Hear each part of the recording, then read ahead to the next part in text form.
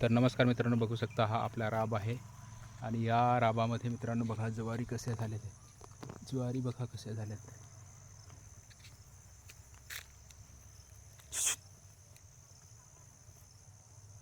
ज्वारी बघा मित्रांनो कशा झाल्यात.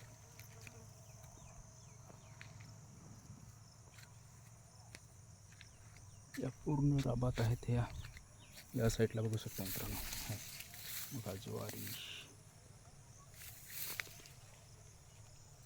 तर उद्या मी ना थोडेफार आणणार आहे कापून आणि रांधून खायला.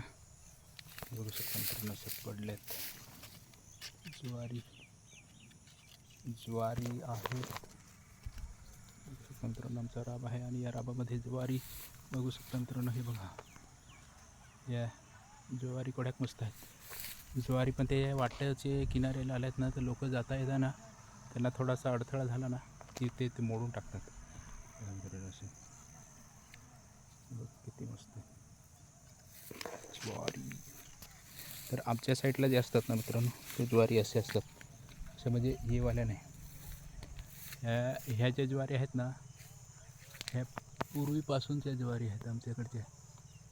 पूर्वीपासूनच्या ज्वारी आहेत ह्या बघू शकता. पूर्वीपासूनच्या ह्या काय विकत वगैरे आणलेले नाही किंवा याचं काही बियाणं वगैरे नाही. ह्या जुन्या काळातल्या ज्वारी आहेत ह्या पूर्णपणे. बघू शकता या साईडला बघू शकता मस्तपैकी. ह्या ज्वारीची जी आहे ना, ती आम्ही आंबील करतो. याची जी आहे ना, ती आम्ही आंबील करतो. आंबीलच फक्त, भाकर वगैरे नाही करत. फक्त उन्हाळ्यामध्ये जी आहे ना ती आंबील करतो.